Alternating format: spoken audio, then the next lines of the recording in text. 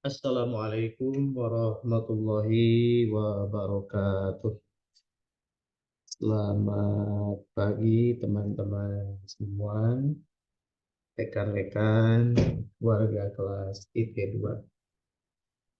Pada hari ini kita akan mulai pembelajaran dengan menggunakan media ya. Hari ini kita akan belajar tidak secara tatap muka di ruang virtual secara online. Tapi terlebih dahulu mari kita berdoa kepada Allah Subhanahu wa taala. Mudah-mudahan kita dimudahkan dalam perkuliahan ini dan kita mendapatkan sebanyak-banyaknya ilmu untuk kepentingan kita dunia dan akhirat. Allah hadiri, Allahumma hadiri, Allahu syahidun alayya. Allahumma inni, Allahumma inni, wallahu fi kulli syai'in muhit. Rabbi shrah li sadri wa yassir li amri wahlul 'uqdatam min lisani yafqahu qawli. Ila hadrati syekhina mukarram insyaallah mubarak min Muhammad wa hadrati syekh sahibul wafat tajul arifin. Al-Fatihah. Bismillahirrahmanirrahim. Alhamdulillahi rabbil alamin. Ar-Rahmanir-Rahim. Maliki yaumiddin. Iyyaka na'budu wa iyyaka nasta'in. Ihdinas siratal mustaqim. Siratal ladzina an'amta 'alaihim ghairil maghdubi 'alaihim waladdallin. Baiklah teman-teman, mari kita bersama-sama mulai dengan bacaan basmalah. Bismillahirrahmanirrahim.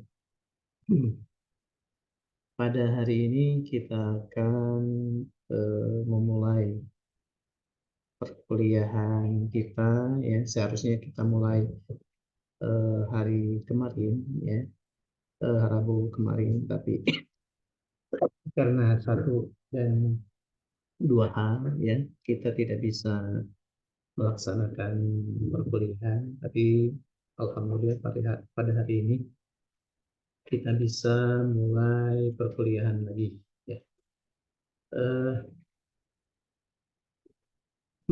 Pada semester ini kita akan sama-sama memperbincangkan, mendiskusikan tentang satu ilmu yang sangat bermanfaat bagi kita, insya Allah. Kenapa mata kuliah ini disajikan? Karena tentu ada sumbangsih keilmuan bagi kita di prodi ilmu tasawuf ya. Dan pada mata kuliah ini saya bersama-sama dengan Bapak Dr. Muhammad Qadir itu akan bersama-sama bersama Anda akan bahas mengkaji ya tentang antropologi Indonesia.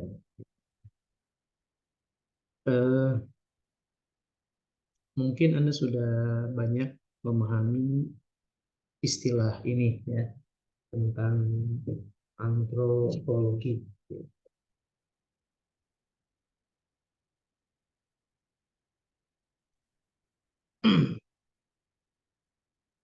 Akan saya share screen ini.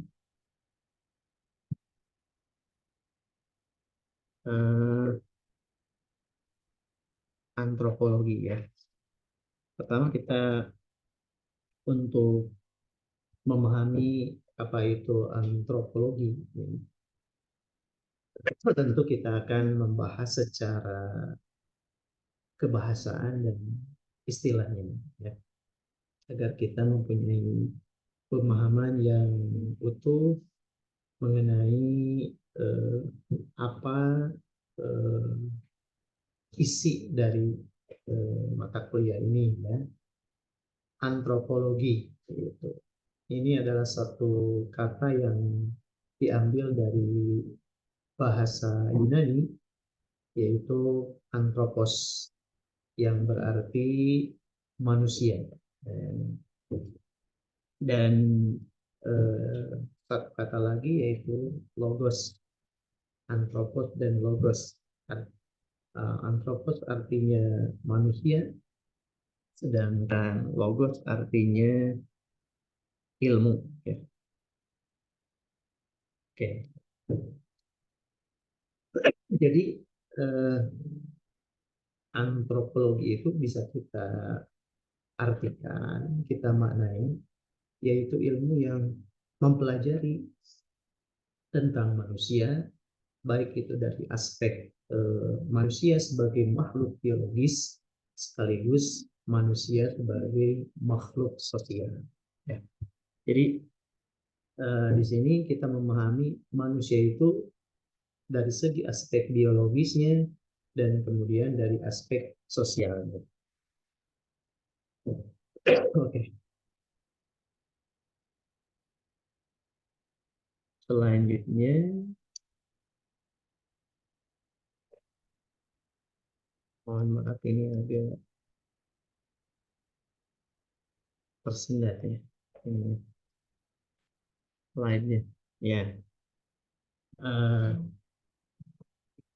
Di sini kita ada juga pengertian antropologi menurut para ahli ya. Di antaranya ada pendapat William E. Haviland ya. Nah, menurut Haviland ini antropologi adalah suatu studi tentang umat manusia ya. Dan dalam studi ini berusaha disusun konsep manusia itu secara general ya, ya tentang manusia itu juga perilakunya juga eh, agar diperoleh gitu ya suatu pengertian yang komprehensif yang lengkap tentang manusia gitu kan dan keragaman manusia. Manusia itu kan banyak gitu ya jenisnya. Kalau ditinjau secara dari ras, dari etnik gitu ya, dari bahasa, itu luar biasa kalau kita membahas tentang manusia. Kemudian ada pendapat dari David Hunter gitu ya.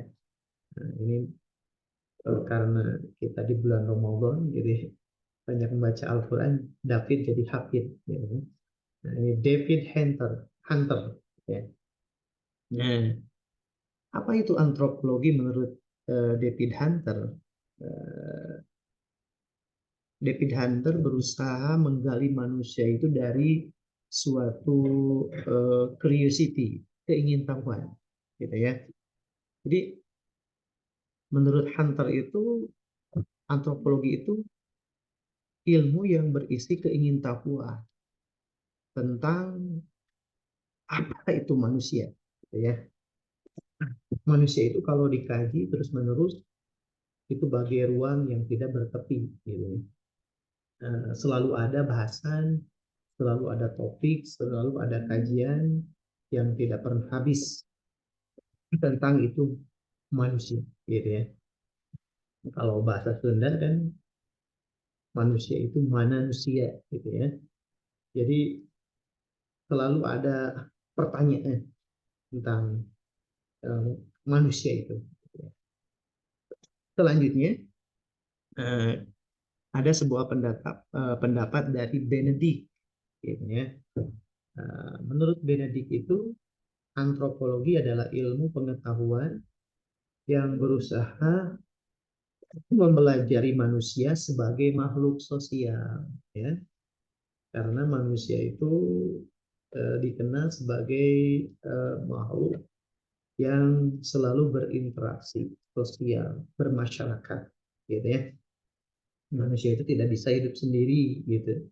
Selalu butuh kepada bantuan orang lain, butuh interaksi dengan orang lain, gitu ya. Dan Benedik ini menitik beratkan manusia pada sifat khususnya, gitu ya. pada sifat-sifat khusus fisik manusia, gitu ya. Cara produksinya, tradisinya, terus nilai-nilai pedoman kehidupan bermasyarakat, nilai-nilai yang ada, gitu ya. Kemudian norma yang membedakan pergaulan hidup antar masyarakat, gitu ya. Jadi di setiap manusia itu ada norma-norma yang membedakan satu masyarakat dengan masyarakat yang lain, satu bangsa dan bangsa yang lain, bahkan negara satu dengan negara yang lain. Nah, itu menurut kajian daripada Bendik. Nah, sementara kalau kita eh, berusaha mengkaji dari Kunchoro-Ningrat, nah, kalau Anda ingin lebih memahami antropologi, sosiologi, gitu ya, maka banyaklah baca buku dari Mbah Kun ya. Nah, ini merupakan salah satu maestro ya. Nah, dalam antropologi ilmuwan yang rujuk sudah dirujuk oleh ilmuwan yang ada di Indonesia maupun yang di luar negeri gitu. Di Indonesia juga ada seorang pakar mengenai keilmuan ini yaitu Kunchoro-Ningrat. Ya. Apa antropologi menurut Kunchoro-Ningrat? Eh, beliau menyampaikan bahwa antropologi itu adalah ilmu yang mempelajari tentang umat manusia, gitu ya. Eh, manusia ini dikaji menurut beliau dari aspek warna kulitnya, bentuk fisiknya, gitu ya. Kalau warna kan beda-beda, gitu ya.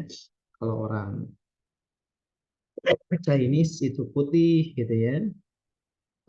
Kemudian orang Eropa kebule-bulean, gitu ya. Kemudian orang kita timur itu ya putihnya kecoklat-coklatan, bahkan ada yang kuning gitu ya. Nah, serta kebudayaan yang dihasilkannya. Jadi bukan hanya aspek fisik, aspek ras, aspek etnik gitu ya.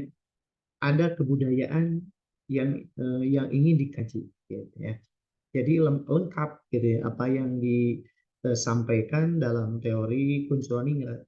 Jadi antropologi itu ilmu yang membahas tentang umat manusia, dikaji dari warna kulit, bentuk fisik, serta kebudayaannya, gitu ya. Nah, kalau kita satukan dari pendapat para ahli, gitu ya, maka kajian antropologi ini kita bisa definisikan sebagai ilmu yang mempelajari manusia baik dari segi keragaman fisik, kebudayaannya, yaitu cara-cara berperilaku, tradisi-tradisi, dan nilai-nilai yang dihasilkan sehingga kita mendapati bahwa manusia yang satu dengan yang lainnya itu punya distingsi, perbedaan, gitu ya. Nah, antropologi itu mempelajari seluk-beluk yang terjadi dalam kehidupan manusia, gitu ya. Jadi dimulai dari dahulu, hari ini juga mungkin fenomena-fenomena yang akan terjadi di masa depan, gitu ya. Eh, Pas hari ini, gitu ya, dan yang future-nya, ya. Nah itu, jadi luas sekali kalau kita mengkaji antropologi ini. Nah, lebih lanjut kita akan membahas tentang sejarah antropologi, ya. Nah, nanti Anda lebih banyak baca ya bagaimana eh, antropologi ini berkembang dari masa ke masa, gitu ya. Dan ini Kunchoro-Ningrat, nanti Anda bisa baca bukunya ya. Eh, memberikan beberapa fase tumbuh kembangnya ilmu antropologi ini. Pertama pada fase pertama itu sebelum 1800 yaitu sekitar abad ke-15, orang-orang dari Eropa Barat, itu mulai eh, melakukan sebuah ekspedisi, gitu ya, ekspansi, ya, ke Eropa, ke Asia, bahkan ke Afrika dan ke Amerika. Nah, maka dari hasil penjelajahannya tersebut, maka eh, mereka membuat sebuah catatan dan dibukukan. Ya, jadi kalau kita lihat di apa, ada Columbus, ada Magellan, gitu ya. Kalau di Islam ada Ibnu Battuta, gitu ya. Nah itu mereka perjalanan-perjalanannya, karena mereka belum mengenal HP, belum mengenal komputer, jadi mencatat, gitu ya, seluruh perjalanannya itu, sehingga menjadi sebuah buku tentang kisah-kisah perjalanan mereka. Nah, maka muncullah sebuah kajian yang kita sebut hari ini dengan etnografi. Ya, apa etnografi itu? Ya, eh, kita simpulkan nanti ada kajian khusus tentang etnografi. Etnografi itu adalah deskripsi tentang bangsa-bangsa, ya, tentang sebuah kajian tentang etnis-etnis yang mereka kunjungi. Gitu.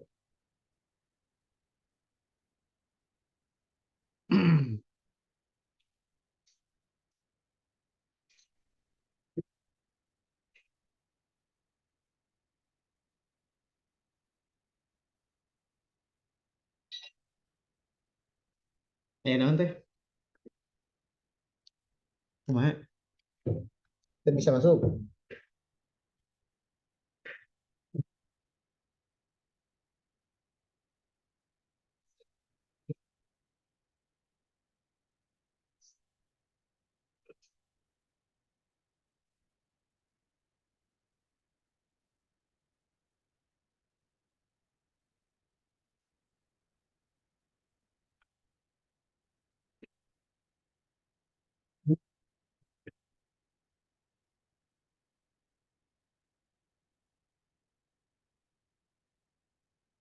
Ya,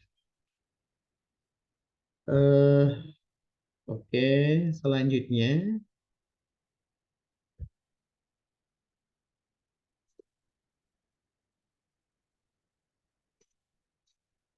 nah, di fase kedua kita mengenal, ya, itu sekitar abad ke-19, ya, tepatnya di tahun 1800-an, itu hasil daripada karangan, ya, catatan, buku-buku kisah perjalanan tersebut mulai eh, dicetak, gitu ya. Nah, mulai terbit, gitu ya.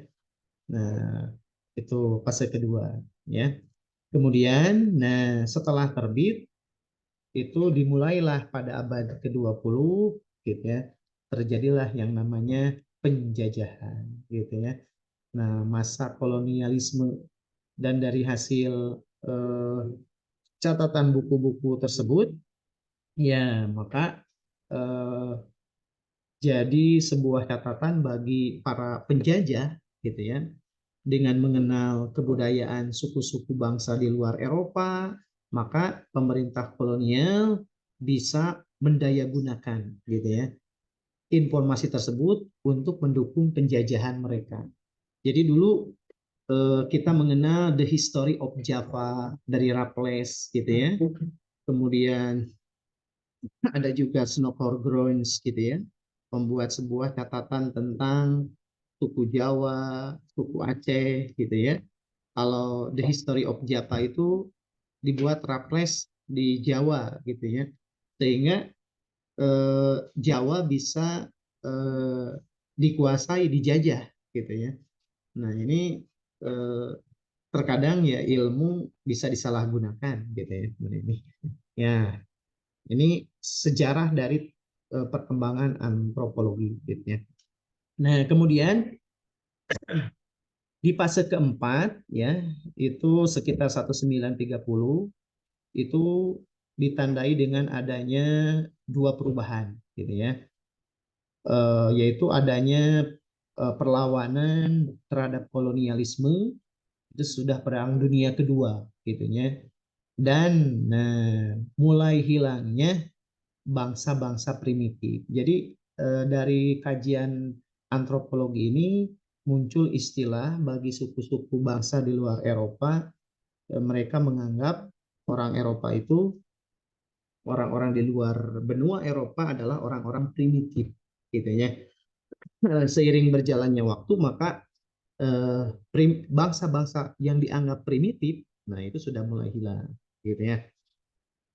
Oke, dari eh, pembelajaran kita hari ini di mata kuliah antropologi ada beberapa tujuan, gitu ya. Pertama tujuan akademikal, yang kedua adalah tujuan praktisnya. Yang pertama adalah mencapai pengertian tentang manusia pada umumnya, ya itu tujuan akademikalnya, untuk mempelajari aneka warna bentuk fisik manusia, masyarakat, dan kebudayaan, gitu ya. Nah, kemudian tujuan praktisnya, nah itu mempelajari manusia dalam aneka warna masyarakat suku bangsa. Nah, guna membangun masyarakat suku bangsa itu sendiri. Ya. Oke.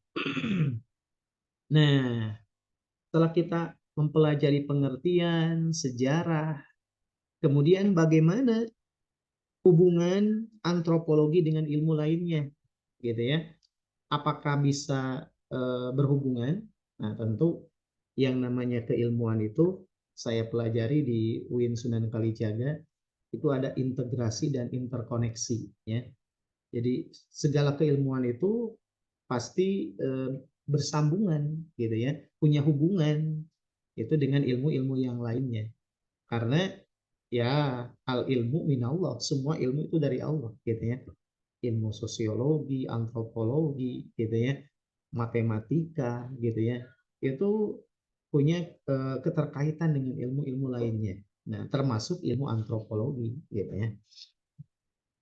Oke, pertama, gitu ya, kita hubungkan, gitu ya, dengan ilmu sosiologi.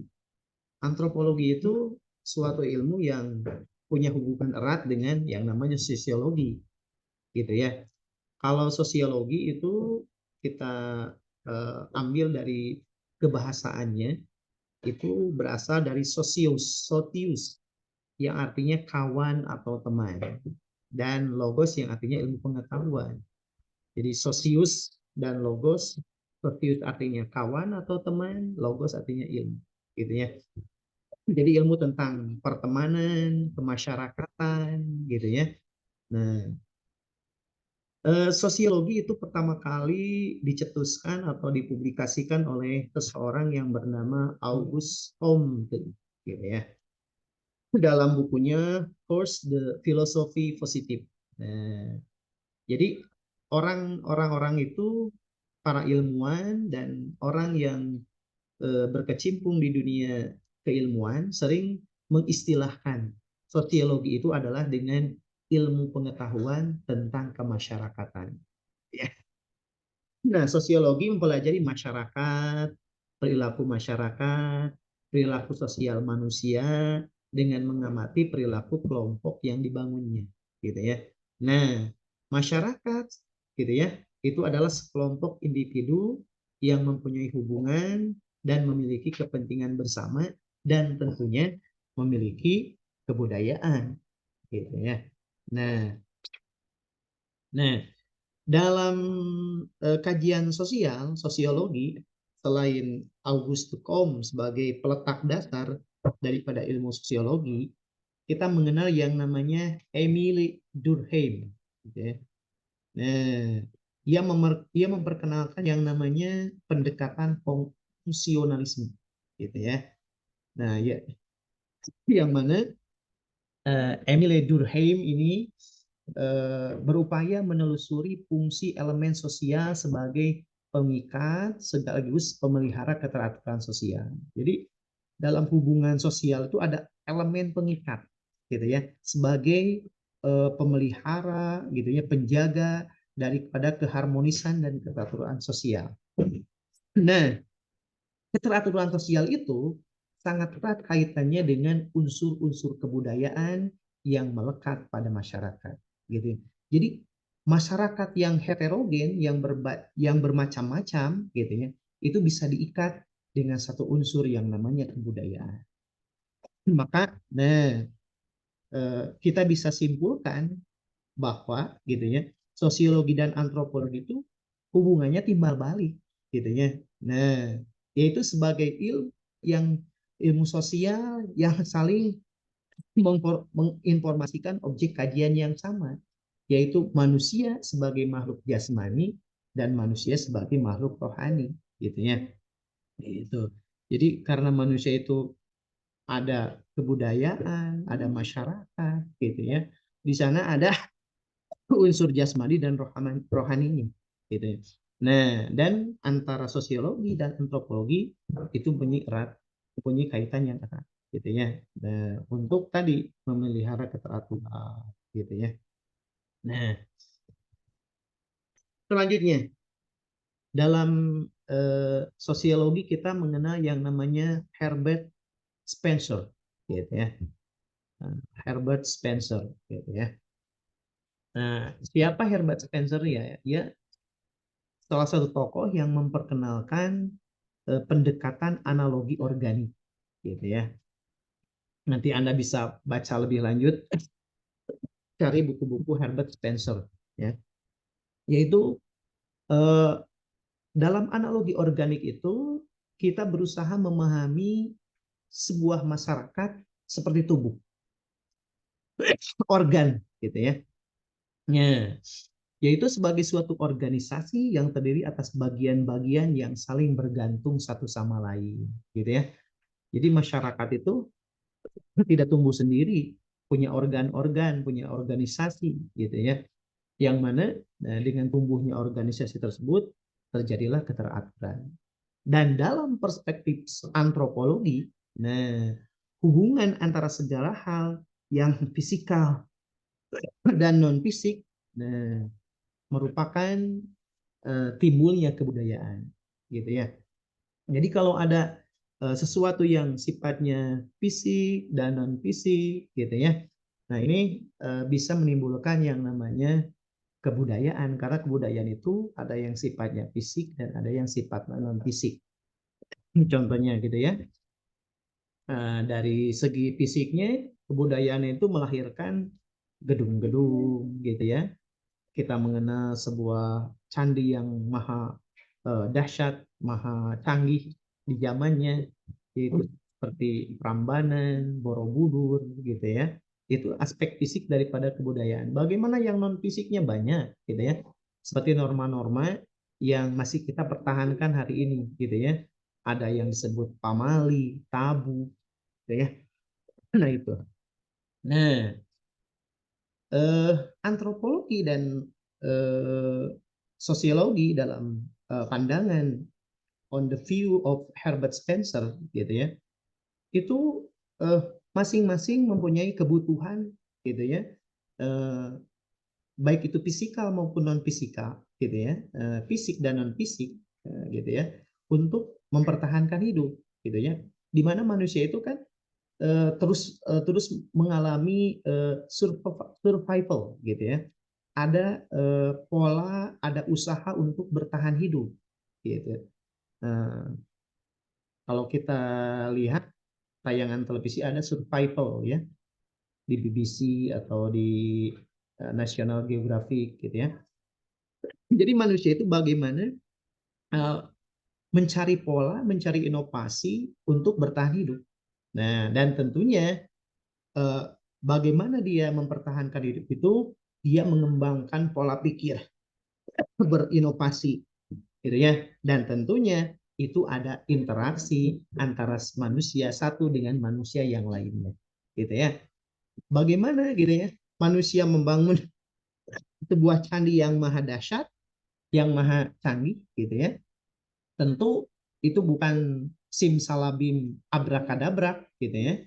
Tentu ada seorang arsitek gitu ya, yang merancang, ada para kuli bangunan yang bekerja, gitu ya, ada tukang pahat, ada tukang batu, gitu ya. Nah, inilah gitu ya yang menjadikan gitu ya antara sosiologi dan antropologi itu menjadi erat kaitannya, gitu ya. Gitu. Juga kita mengenal yang namanya Karl Marx. Wah, ini orang-orang di pergerakan pasti tahu gitu ya. Nah, ini beliau ini memperkenalkan tentang materialisme dialektis gitu ya. Kita membahas tentang Karl Marx bukan berarti kita akan membahas tentang sosialis ya. Secara keilmuan kita boleh apa mengacungkan jempol, tapi secara paham ya sosialis itu sekarang sudah tidak ada gitu ya.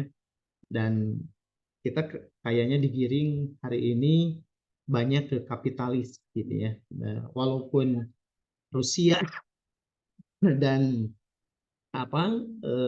Cina, Tiongkok gitu ya adalah salah satu pendukung daripada teori ini, tapi nampaknya hari ini gitu ya kita tidak mendapati sebuah paham sosialis yang murni gitu ya.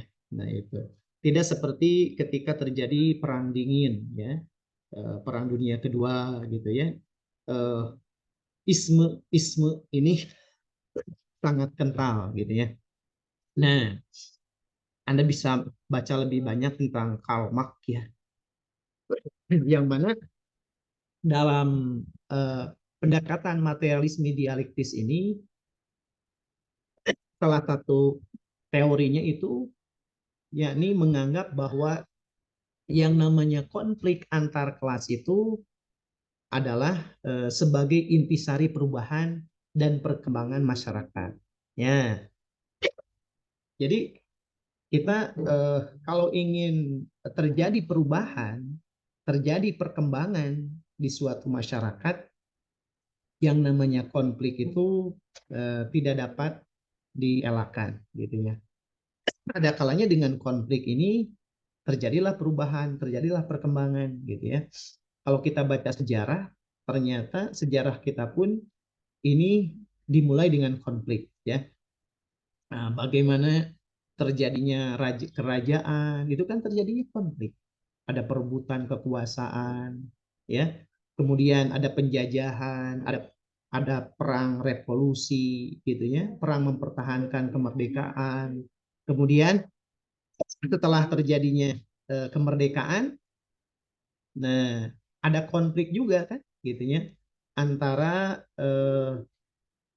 saat itu Presiden Soekarno ya yang kita sebut dengan Orde Lama gitu ya, itu dengan kelompok-kelompok yang tidak pro dengan Nasakom, Nasional Agama dan Komunis.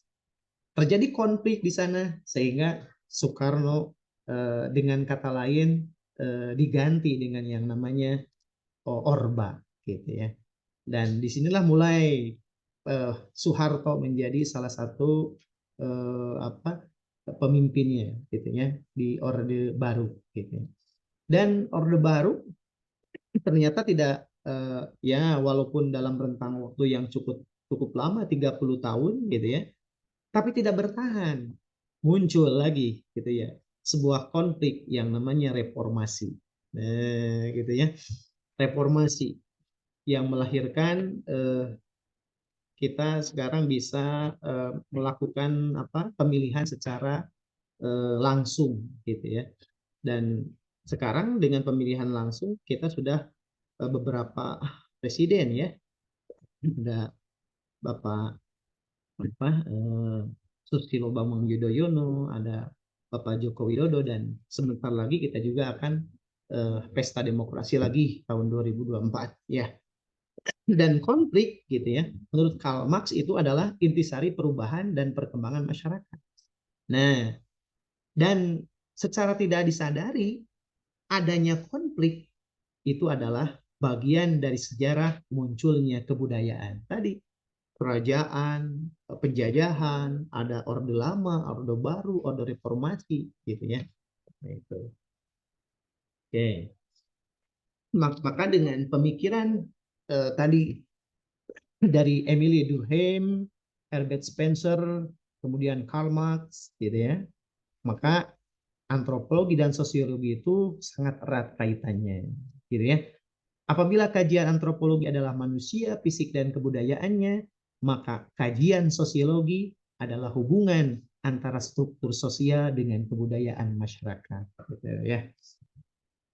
Oke, kemudian bagaimana setelah kita membahas antropologi dengan sosiologi, sekarang apakah ada hubungannya antropologi dengan psikologi? Ya, tentu gitu ya. Ada hubungan yang sangat erat. Ya.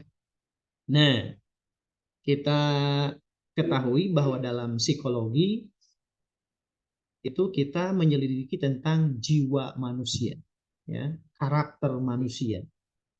Ya, yang mana unsur kejiwaan ini banyak membentuk corak dan tingkah laku manusia, gitu ya. Maka pada antropologi ini perilaku manusia ini adalah bagian dari awal timbulnya kebudayaan. Budaya itu dimulai dari corak perilaku manusia, gitu ya. Nah, kenapa sampai muncul kebudayaan seperti ini? Karena ini ditandai dengan adanya perilaku yang terjadi dalam manusia. Nah, dan tingkah laku itu adalah objek yang sama yang dikaji, gitu ya, dengan psikologi, gitu. Kemudian, nah, dalam psikologi kita membahas tentang perkembangan manusia, gitu ya, baik dari segi fisik, kemudian kebudayaan, gitu ya, dan tidak dapat dibantah lagi, gitu ya, bahwa psikologi dan antropologi itu sama-sama mengkaji tentang tanda-tanda perkembangan kebudayaan, gitu ya. Nah, ini ya banyak sekali penemuan-penemuan tentang hal itu ya, baik secara material dan substansialnya. Oke.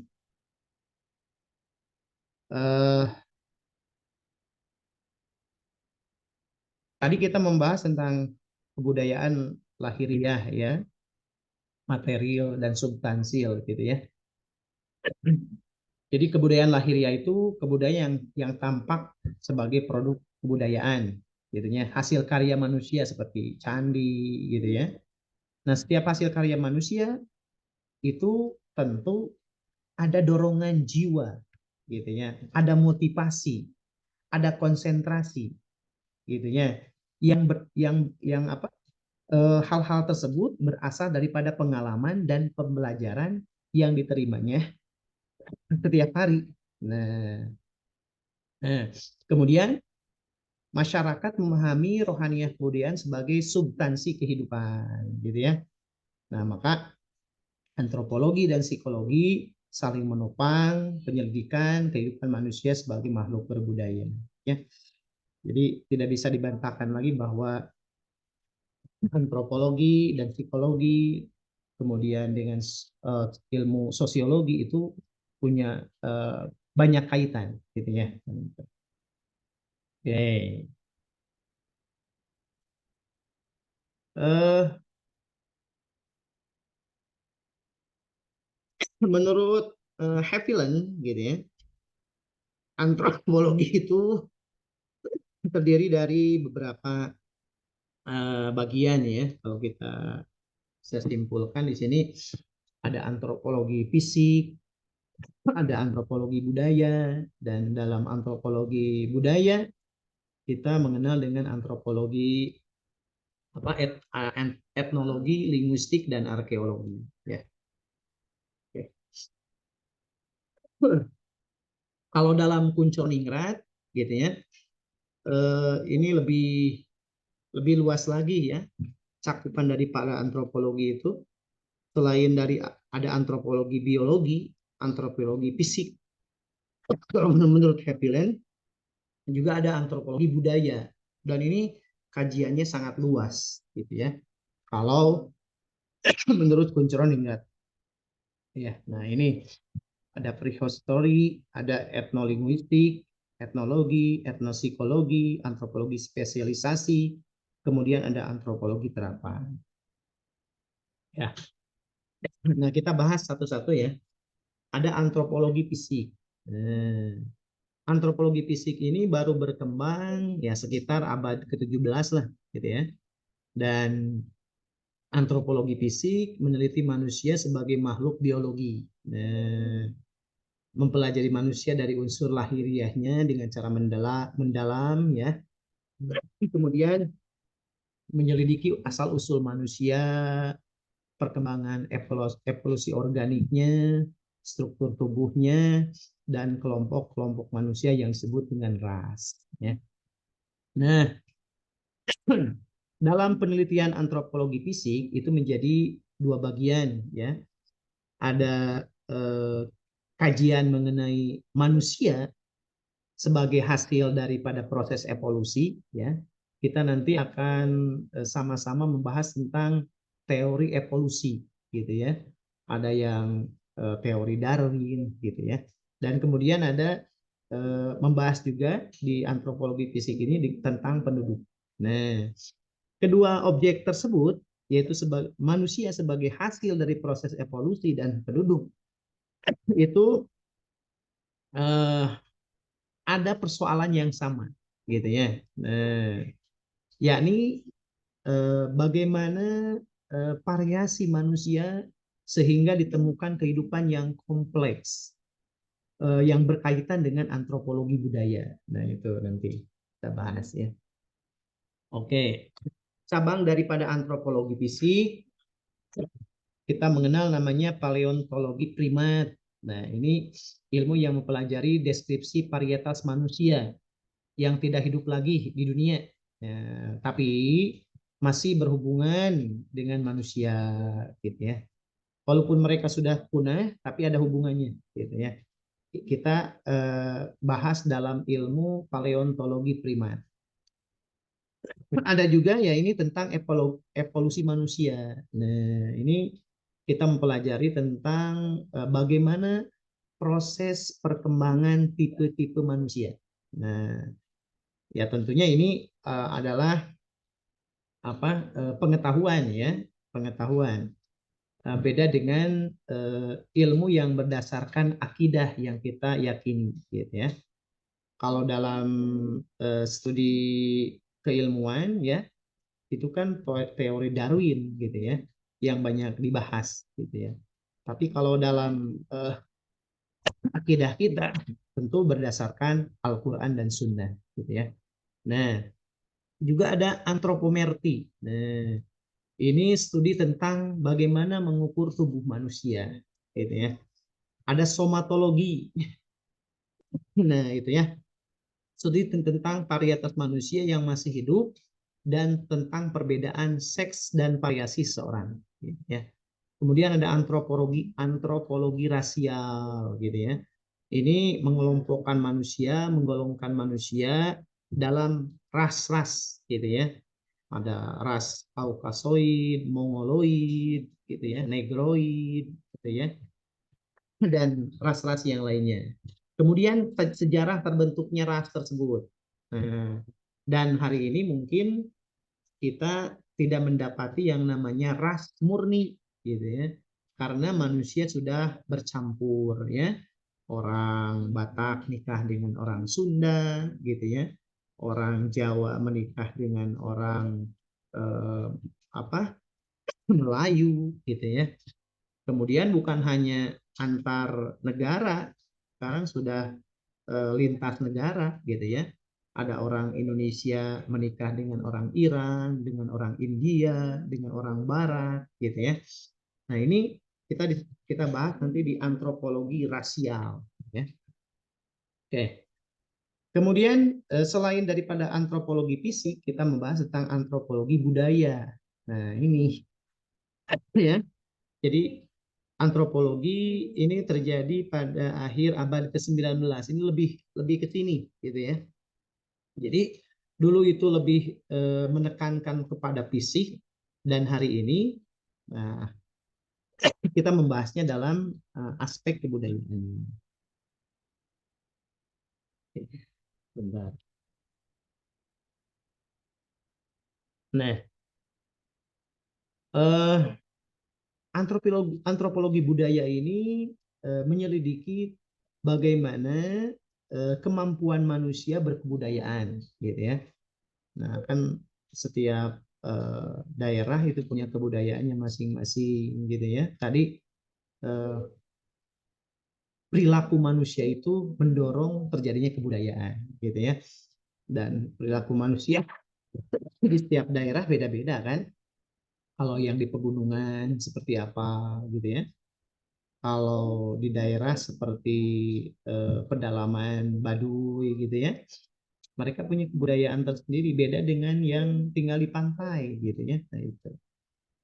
Kemudian kebudayaan adalah satu keseluruhan yang kompleks ya. Ya, yang namanya kebudayaan itu kan hasil daripada renungan, kemudian terjadi apa yang namanya negosiasi, sosialisasi, ada akulturasi gitu ya.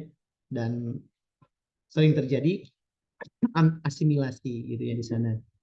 Nah, tentu ini banyak mengandung pengetahuan gitu ya. Ada kepercayaan yang diyakini, ada kesenian ya yang dihasilkan. Kemudian ada aspek-aspek moral ya yang menjadi pegangan, hukum yang dijalankan, adat istiadat yang dilaksanakan dan kemampuan-kemampuan lainnya. Nah, serta tentunya ada kebiasaan-kebiasaan lain ya, yang terjadi di manusia itu sendiri sebagai anggota masyarakat. Oke. Nah, dari antropologi budaya kita mengenal ada bagian-bagian yang lain turunannya yaitu antropologi prasejarah, antropologi linguistik, etnologi, kebudayaan dan kepribadian ya. Kalau prasejarah itu sebelum manusia mengenal tulisan gitu ya. Kalau linguistik itu berhubungan dengan bahasa. Kalau etnologi itu tentang tadi deskripsi tentang bangsa-bangsa gitu ya. Kebudayaan dan kepribadian tadi benar. Nah, gitu ya. Jadi bagaimana ini kita memandangnya kajian antropologi ini menurut sisi Al-Qur'annya ya. Nah, dalam Al-Qur'an ya, A'udzubillahi minasyaitonirrajim. Bismillahirrahmanirrahim. Wala taqulu liman yuqtal fi sabilillahi amwat bal ahya'u walakin la tash'urun. Gitu ya. Yang artinya gitu. Janganlah kamu mengatakan bahwa orang-orang yang gugur di jalan Allah itu mati, gitu ya. Jadi orang-orang yang sudah meninggal itu ya, pada hakikatnya hanya jasad yang mati, ruhnya itu hidup, gitu ya. Dan kita tidak tahu, gitu ya. Nah itu, maka eh, kalau dalam pandangan kita, wabil khusus dalam pandangan kita sebagai Ikhwan wal Ahwat, Thariqah Qadiriyah Naqsyabandiyah, eh, orang yang berjalan di jalan Allah. Kalau guru saya itu Pak Doktor Ahdi, fisabilillah itu adalah fidzikrillah katanya. Jadi orang yang terus dalam zikir, orang yang mati dalam zikir kepada Allah, gitu ya. Dan mereka itu tidak akan mati, gitu ya.